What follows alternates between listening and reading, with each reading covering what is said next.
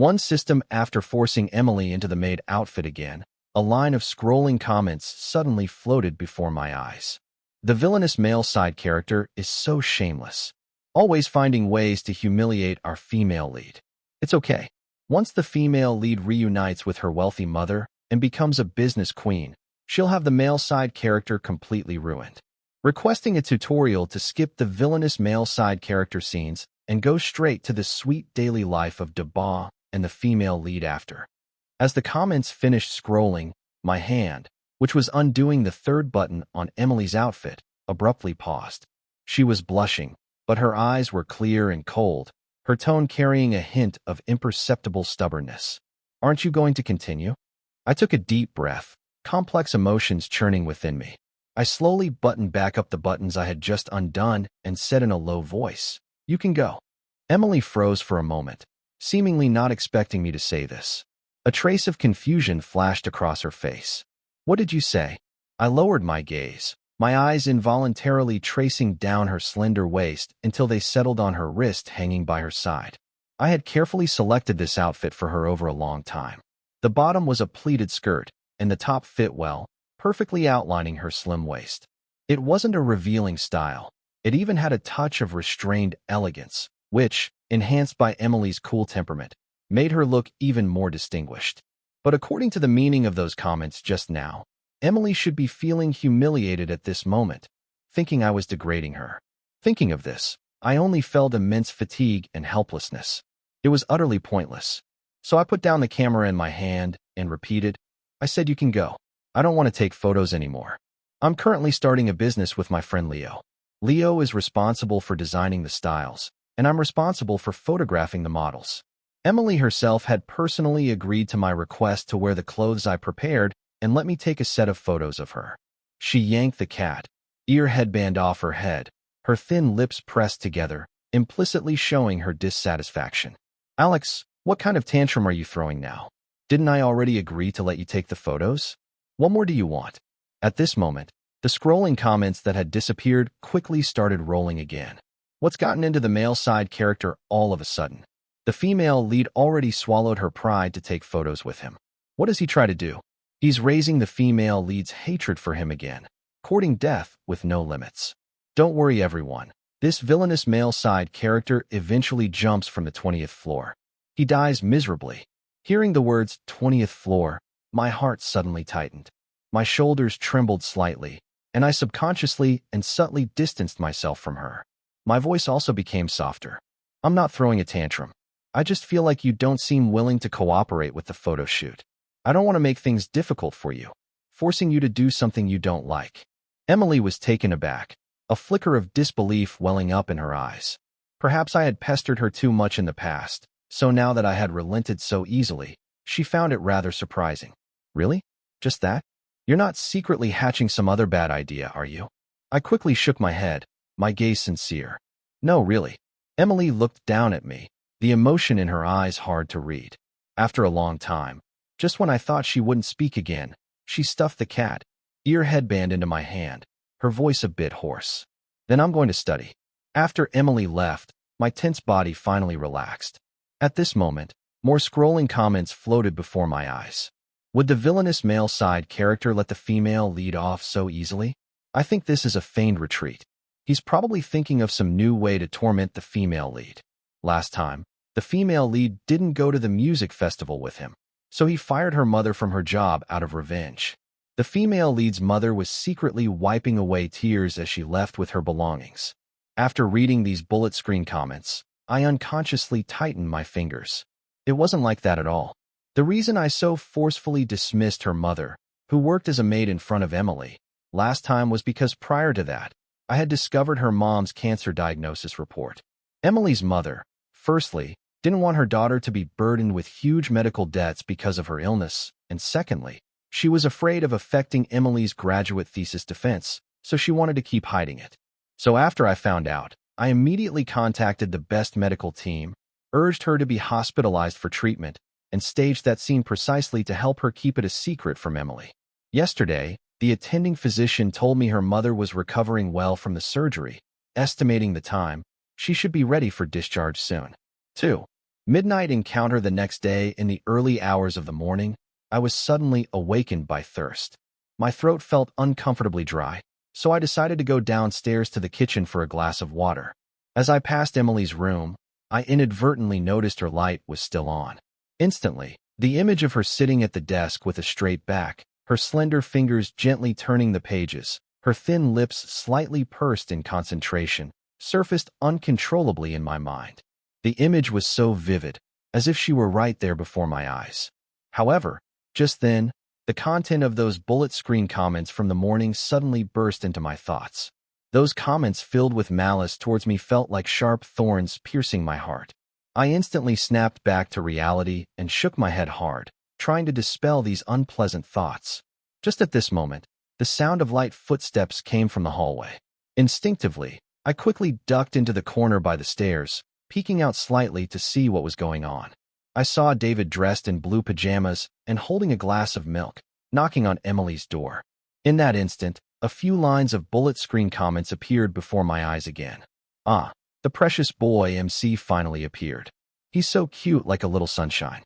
Sob sob. In this house, only the precious boy cares about our female lead.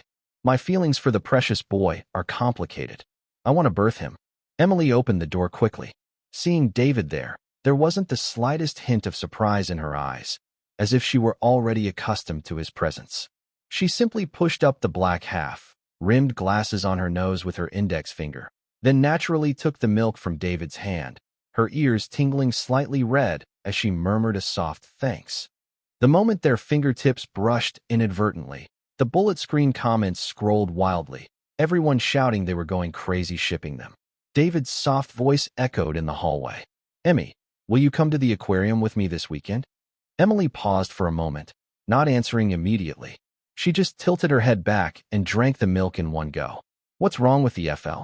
Why hasn't she agreed to the little sunshine precious boy yet? Calm down, calm down. Our FL is the reserved, inwardly passionate type. Just do it already. Do it. Big up. Seeing her lack of response for a while, David couldn't help but pout aggrievedly. If you don't want to, it's okay. I can go alone. Hearing this, Emily leaned a hand against the door frame, bending slightly closer to him, and said softly, Who said I don't want to? Don't you get seasick? I was just wondering if motion sickness medicine would help. Watching this intimate interaction between them, my heart felt like it was being squeezed by an invisible hand. My eyes stung, and a suffocating tightness filled my chest. I recalled when I had invited Emily to the music festival with me.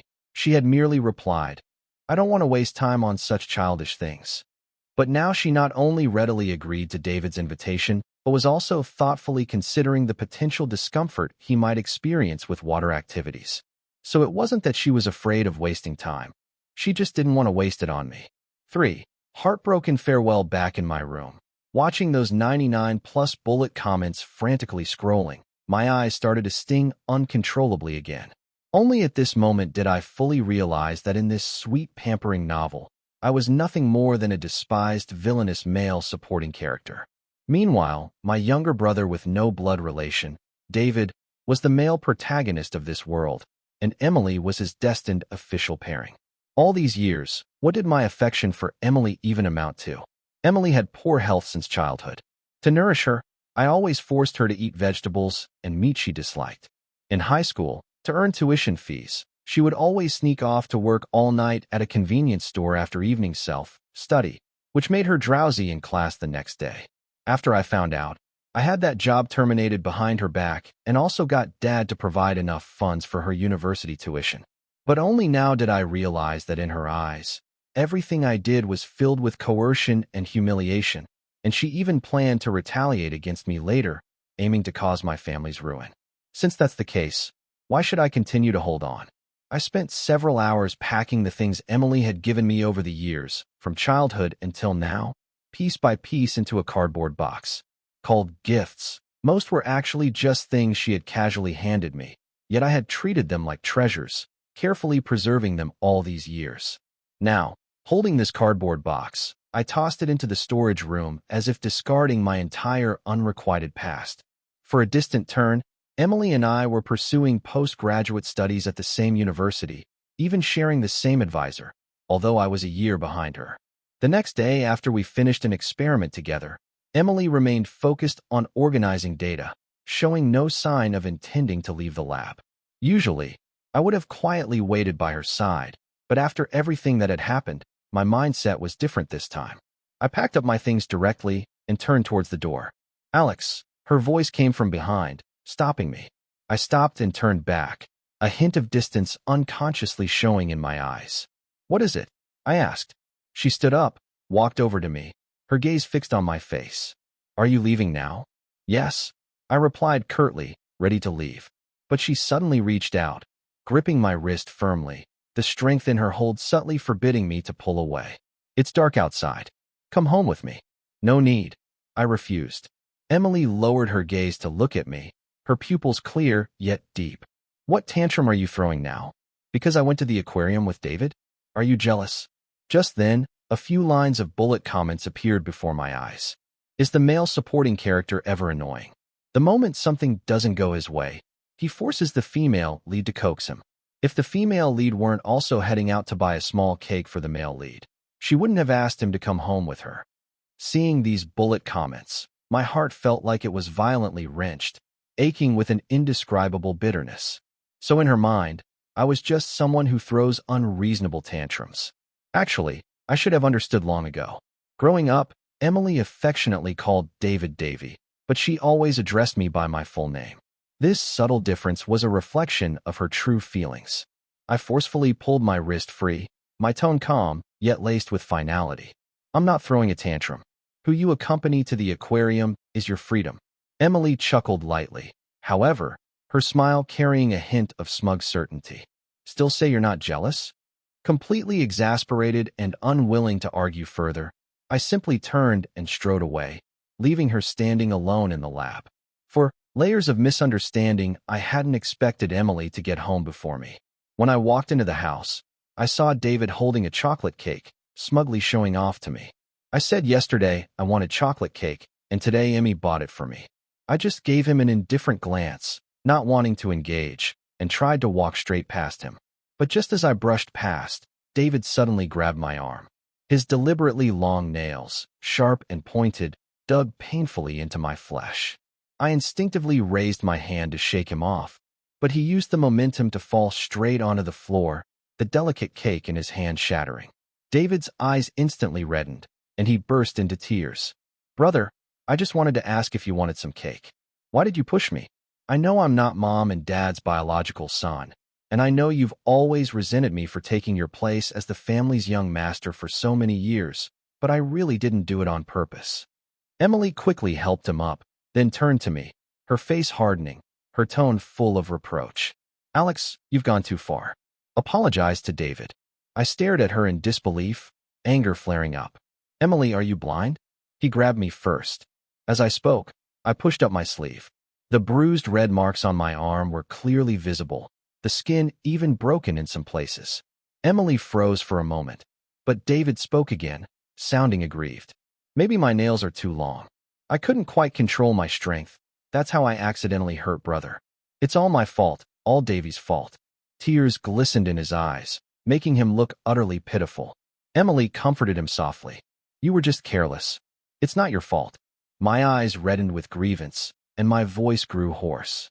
"Emily, all these years, even if I'd raised a dog, it would know to wag its tail at me. But you—" Her expression instantly turned cold, her eyes filled with indifference. "Alex, I'm not some dog you raised. I'm a living, breathing person."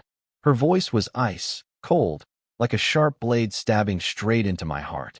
Tears welled up in my eyes, unable to be held back any longer.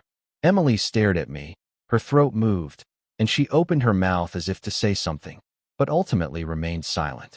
Just then, bullet comments scrolled frantically before my eyes. "Our darling female lead is finally fighting back. Don't be afraid of that villainous male side character. When you inherit your tycoon mom's assets later, the family won't even be worthy to polish your shoes. Precious little brother is so kind." Sob sob. He just wanted to share his cake with his brother. What did he do wrong? Need the villainous male side character's TikTok doing handle. I'm gonna cyberbully him. After reading these comments, my heart filled with despair. Without a word, I turned and walked upstairs. Yes, Once Emily finds her real family and gains her powerful background, the family truly won't be able to contend with her, and it seems there will be no place left for me in this world. 5. Unexpected encounter. A few minutes later, there was a knock on my bedroom door. Still reeling from the conflict with Emily and David, my mood hadn't settled. Assuming it was the maid coming to clean, I casually called out, "Come in." But when I looked up, I met Sophie's lively, sparkling eyes. She was my childhood friend. We'd known each other for years, and her lively, cheerful personality always brought me a bit of comfort when I was feeling down. It was the height of the scorching June-July summer, the sun blazing outside, yet she was wrapped in a black trench coat, looking utterly out of place. Astonished, I walked over to her, reached out to touch her forehead, and asked with concern, "Sophie, do you have a cold?" The base of her ears instantly reddened, as if my action had touched upon some hidden feeling. Her gaze towards me seemed to shimmer like clear autumn water. Then she squeezed her eyes shut tightly, as if mustering her courage. The next second, she yanked open the trench coat. What met my eyes was the bell collar around her neck and her shapely thighs. I was instantly dumbfounded.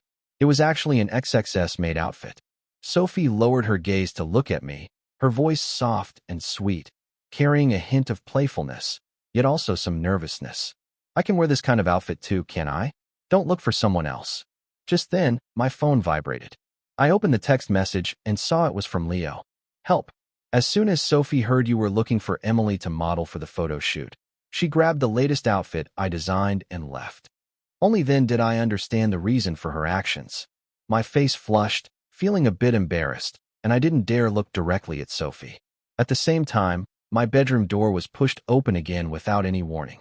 Emily stood tall and slender in the doorway, wearing the outfit I had previously prepared for her. I was dumbfounded again, my mind instantly blank. This sudden scene left me completely bewildered. The live comments surged to 99 at that moment. What on earth is happening? Wiping drool. Wiping drool. Heavens, what kind of hell is this?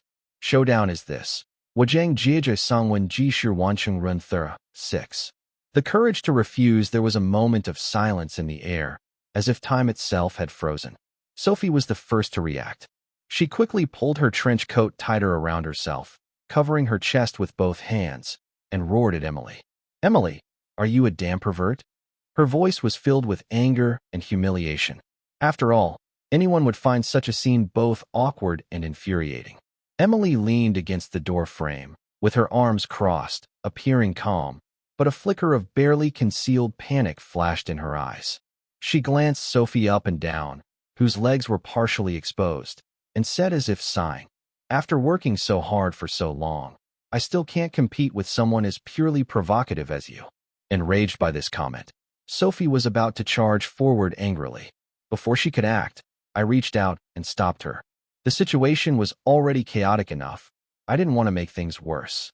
I turned my head to look at Emily standing in the doorway, trying my best to keep my tone calm. "Did you come looking for me for something?" She straightened up, her gaze slightly evasive. She brought a fist to her lips and gave an unnatural cough, as if trying to hide her embarrassment. "I promised you before that I'd be your model." I froze for a moment, memories of all the previous unpleasantness with her flashing through my mind, and said firmly, "There's no need. I can ask Sophie to help me with the shoot." Emily frowned, apparently not expecting such a direct refusal. "Alex, think carefully. If you miss this chance, I won't ever help you again." Beside me, Sophie mimicked Emily's words in a high-pitched, sarcastic tone. "Oh dear, miss this chance, I won't ever help you again." She scoffed, her eyes filled with contempt. "Emily, how thick-skinned can you be? Do you think you're some big shot? Look at her height and figure. Which part of me isn't better than you?" With me as Alex's model, their designs are guaranteed to sell out. Although Sophie's words were sharp, right now, her only thought was looking out for me, not wanting me to get involved with Emily again.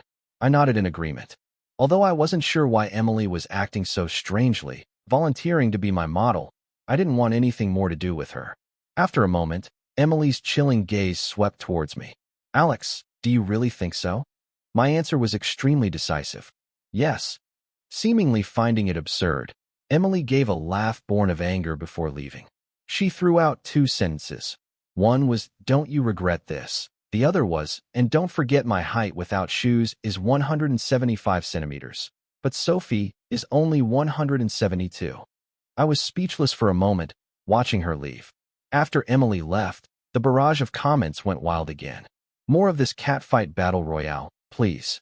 Our female lead is so adorable even when she's jealous. Wait, what? The female lead is jealous over a male side character?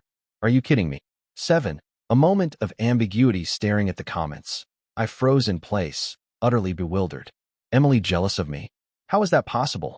Since childhood, she had always avoided me like the plague, dodging any closeness or care I tried to show her. Can we start filming now?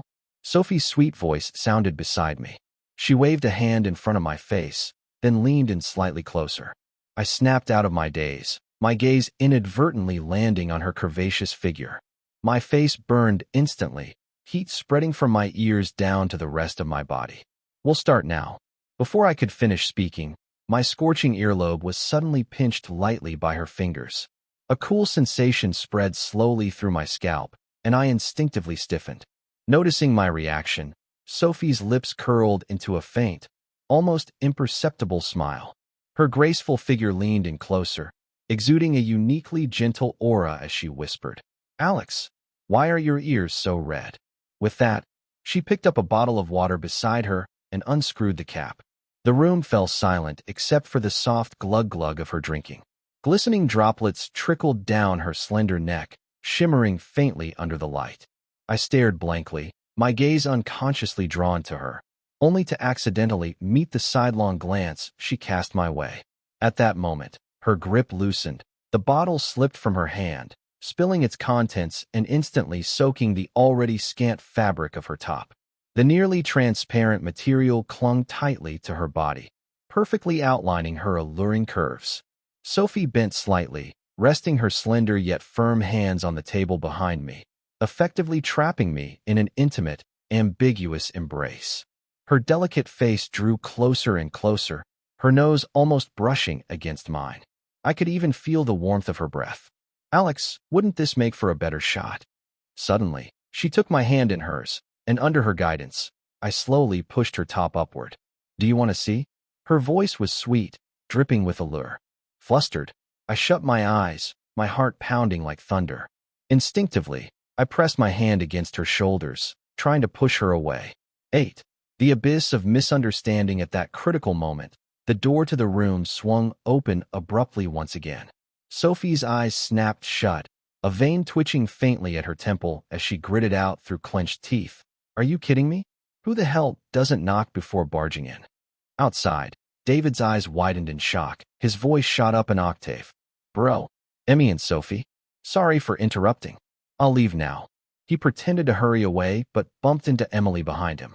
Face flushed, he tugged at Emily's sleeve. "Yeah, let's go. We shouldn't disturb whatever they're doing."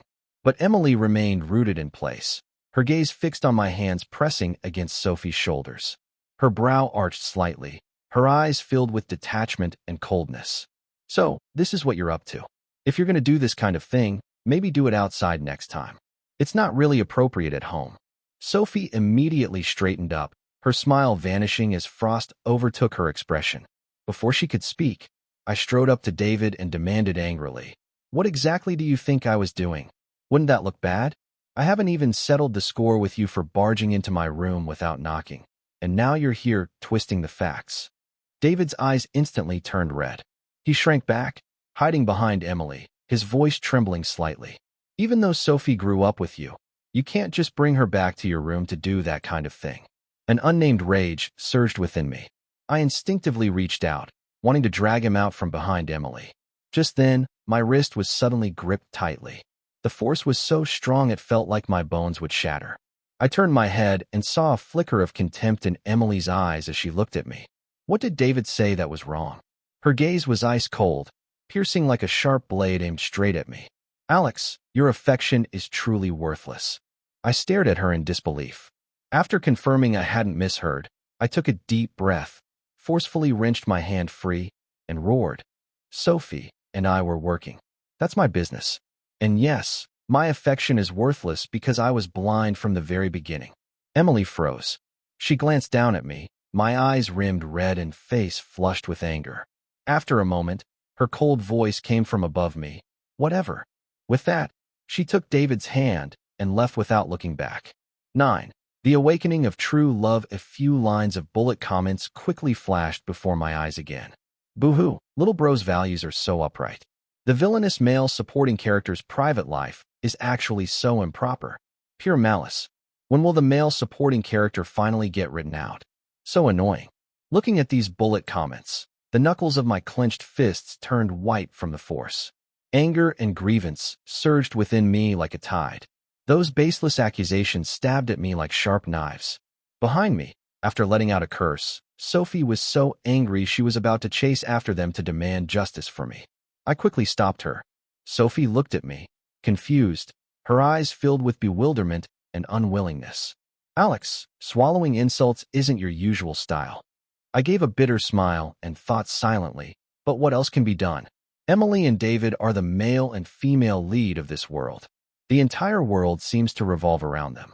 Those bullet comments only appear when they are present and always seem to view things from David's perspective. As for Sophie and me, we're merely background props meant to highlight the protagonist's unshakable love. No matter how hard we try, we can't compete with their dazzling protagonist halos. I slightly lifted my eyelids and unexpectedly met a gaze that was both gentle and fervent. That look was brimming with deep affection, difficult to conceal even with great effort. Alex, you like me, don't you? I promise I won't let you be hurt. Time seemed to stand still in that second. My fingertips began to tremble, and my heart felt like it was being seized by an immense force. At that very moment, I suddenly realized that regardless of this world's setup, in those stirring, indelible moments, everyone is the protagonist of their own world. This understanding was like a light in the darkness, giving me the courage to persevere. 10. Family troubles. After that day, I didn't speak to Emily for a long time. I had thought the matter was over. The next day, as I was about to go downstairs for breakfast, I stumbled upon this scene. Dad, do you know what brother is doing now? David's voice carried a trace of deliberate exaggeration, shattering the morning tranquility. My dad lowered the newspaper he was holding, looking puzzled. Isn't he starting a business with friends? Yes, he is starting a business with friends, but they're actually creating a brand for women's clothing, David said. Hearing David's words, the uneasy string in my heart instantly tightened. Recalling when I was preparing to start the business with Leo, I indeed lacked the courage to tell my father the specific details of the venture myself. Seeing my dad fall into a visible silence after listening to David, the palm I had resting on the staircase railing began to sweat slightly. David wouldn't let it go, continuing to add fuel to the fire. You haven't even seen the photos he takes of those girls. They're simply indecent. Those women dress so scantily, crammed into a room with him all day. Even if something happened, how would we know? Saying this, he turned to Emily, who was sitting on a sofa nearby, and asked pointedly, "Isn't that right?" Emily's hand holding the water glass tightened abruptly, and then a hum escaped her throat. I stood frozen in place, like a broken piece of wood. My eyes, fixed on Emily, were filled with disappointment. I had thought that even if she didn't support me, she wouldn't kick me when I was down. I never expected her to chime in like this. Following that, the anger simmering inside me surged violently. Just as I lifted my foot to step down and confront them, David's voice rang out again. There are quite a few guys at our school now who've caught all sorts of diseases because of their messy private lives. If you ask me, how is what my brother's doing any different from soliciting prostitutes outside? Enough. How could you say such things about your own brother? A sharp slap echoed. David clutched his reddening cheek and roared, unable to contain his fury. Aren't I just thinking about the family's reputation? My dad's face darkened. He slammed his hand hard on the table, his tone firm. Although I don't understand the philosophy and ideas behind your brother's brand, I know my own son. He's not the kind of reckless person without principles. As his family, if we can't be his support and safe harbor, but instead join outsiders in bullying and misunderstanding him, aren't we just pushing him towards a dead end? David's shoulders shook, large teardrops rolling down his cheeks as he cried out, "I knew it. Ever since he came back, you and Mom haven't seen me as your son anymore. If that's the case, then let's just cut off ties." Just like countless times before, he ran out the door crying. At this moment, The bullet comments started scrolling again. Why do I feel like the male lead's dad makes a lot of sense? Anyway, at least the male supporting character's career plotline is solid. A bit confused about the male lead. 11. The truth comes out seeing David run out crying. Emily instinctively started to chase after him. However, she suddenly saw me standing on the stairs, and her movement froze instantly. I averted my gaze, expressionlessly, and walked straight to my dad, who was pale with anger. My voice trembling slightly, I said, "Dad, thank you for being willing to believe me." Although I tried hard to control my emotions, my eyes couldn't help but redden slightly, and a wave of gratitude washed over my heart and lingered for a long time. I recalled how when I returned home at the age of 10, David had been inexplicably hostile towards me, repeatedly stirring up trouble in front of Mom and Dad. Over the years, if Mom and Dad hadn't always been fair, never favoring either of us, and always dealing with matters objectively, I might have been pushed out of this family long ago. Dad took the water I handed him, patted my shoulder gently, and comforted me. "You're a good kid. Dad knows. You young people just do what you want to do. Don't worry too much about what others think." I sniffled, my eyes growing redder, my heart filled with warmth. Just then, the doorbell rang. After the maid opened the door, a familiar figure walked in. A moment later, Emily beside me rushed forward in disbelief. "Mom, weren't you fired by Alex and went back to your hometown?" "It's a long story. Mom will explain later." Emily's mother spoke as she walked straight past, coming to stand before my father and me. With utmost sincerity, she bowed deeply. "Sir, young master, if it weren't for you finding the most professional medical team to treat me and taking care of everything, I probably wouldn't have made it this far." I quickly stepped forward to help her up, speaking earnestly. "Aunt Mary, please don't do this. You've been with our family for so many years, taking care of us wholeheartedly. We've long considered you family." Emily's mother's eyes reddened as she hastily pulled over Emily, who was still standing there, dazed. "Yeah, hurry and thank the sir and the young master." Emily looked at me, her gaze momentarily unfocused. She parted her lips slightly, standing frozen for a long moment before murmuring softly, Thank you, Alex." My expression remained calm as I nodded politely yet distantly. "You're welcome." The next morning, over a dozen luxury cars blocked the entrance to my house, leaving no room to pass.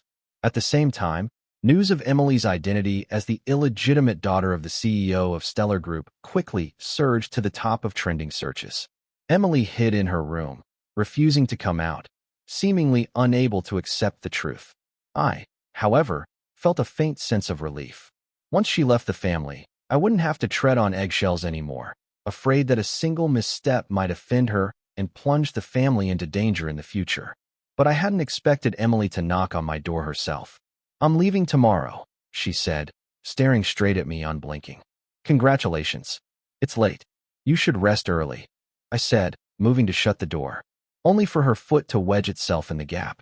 "Alex," she said, her voice low, "you really have nothing else to say to me?" I thought for a moment. "Actually, I do." Her eyes lifted abruptly, dark pupils shimmering with faint anticipation. "Back then, I was clingy. I forced you to eat food you didn't like, quit your convenience store job without your permission, and even secretly arranged treatment for your mom behind your back. I'm sorry. I was young and didn't know better. It won't happen again. I hope you'll be magnanimous and not hold it against me." Before I could finish, her expression darkened. Her hand shot out, gripping my wrist and yanking me forward until I stumbled into her arms. "Alex," she hissed, "this is what you wanted to say to me."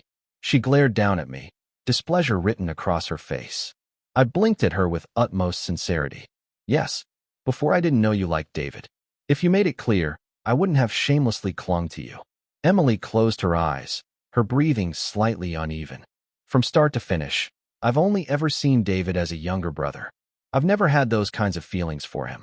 Her eyes snapped open again, and she leaned closer, her voice faltered. "Do you know I've always." I pulled my hand free, subtly putting distance between us. "I don't want to know," I said seriously, "because none of it matters anymore." Emily fell silent. She only gave me one last inscrutable look before finally leaving.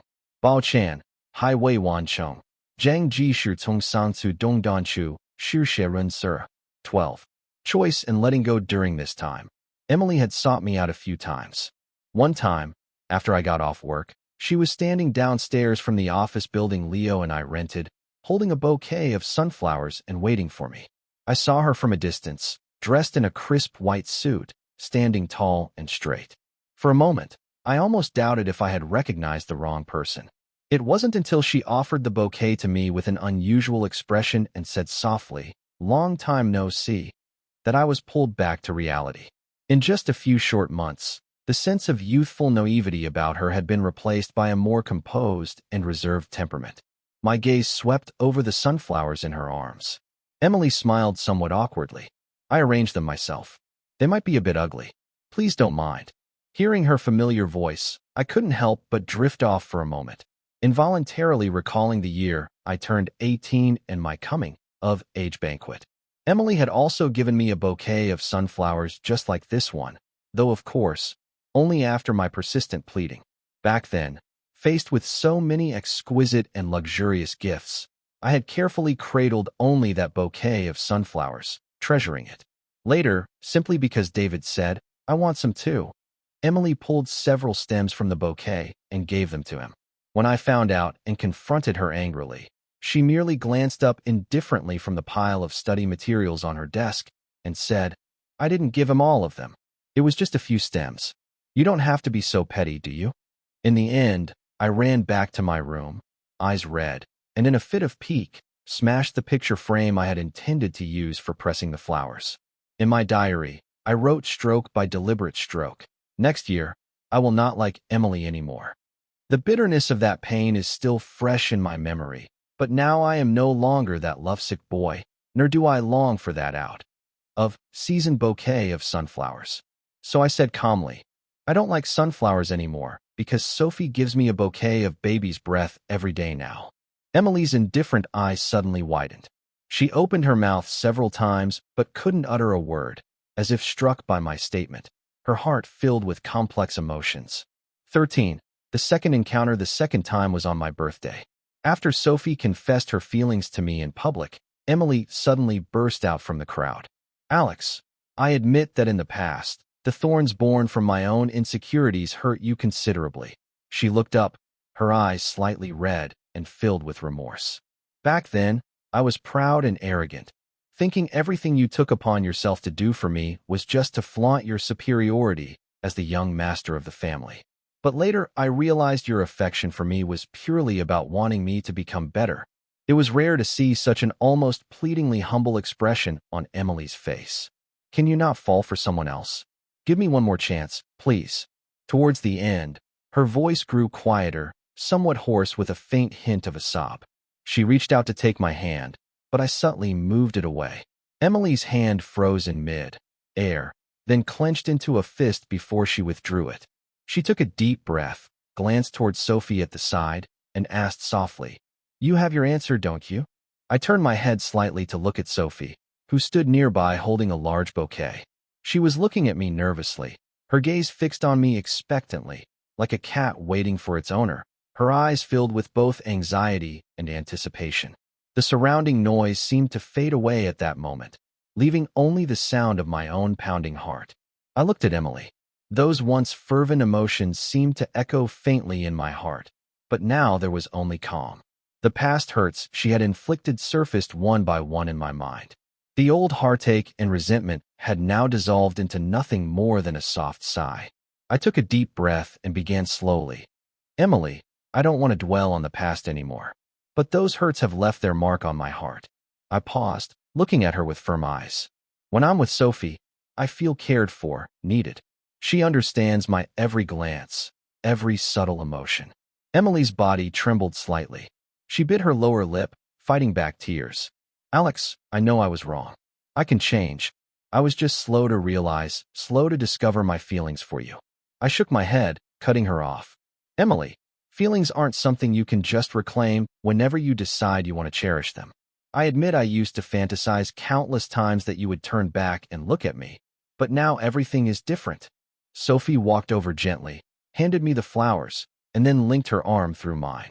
Her hand tightened slightly, as if giving me strength or perhaps declaring something.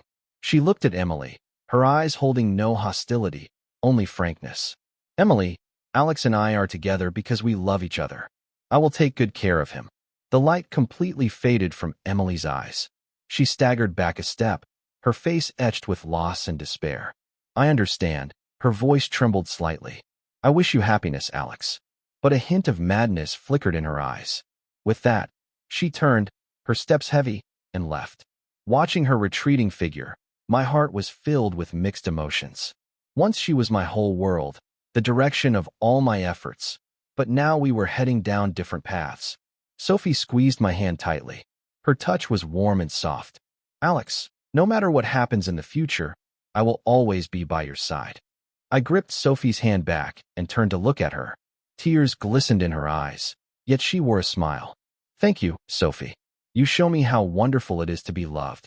I gently pulled her into my embrace. Applause sounded around us, filled with blessings.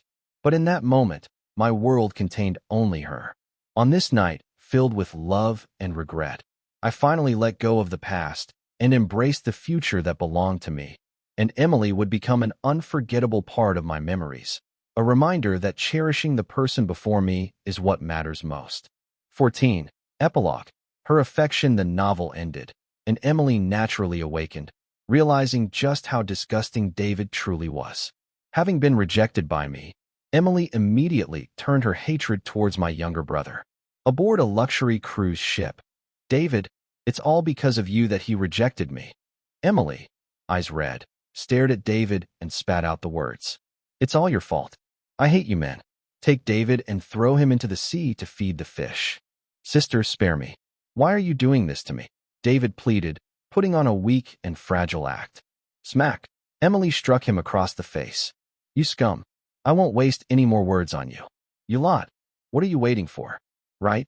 Beat him up first, then throw him into the sea. Otherwise, it won't appease the hatred in my heart. Two bodyguards in black suits and sunglasses immediately stepped forward. Yes. Whack. Crack. Slap. Bruised and battered, David was thrown into the sea to feed the fish. Watching David sink beneath the waves, Emily still couldn't find any happiness. Alex, I can never repay your kindness. Since you won't accept me, then I'll imprison you, force you to accept me, and even bear your child. Then our little family of 3 can thoroughly discuss Sophie. Ha ha ha ha. Sophie, when the time comes, I'll call you while I'm with Alex. Really makes Sophie sick. Hey, go buy a villa with a basement. You few, go grab Alex for me. A few days later, in the basement, a man with his limbs bound to a bed. Emily, what's the meaning of this? Tie me to a bed? What do you mean? Is this how you repay me? Who cured your mother's illness? I demanded angrily. It means nothing special. This is the meaning, Emily replied. After speaking, she walked over holding a mobile phone with an active call. The name clearly displayed was Sophie. Emily, what have you done to Alex? Let him go immediately, or the family won't be finished with you. Sophie shouted through the phone. Emily replied with a maniacal laugh. Ha ha ha ha.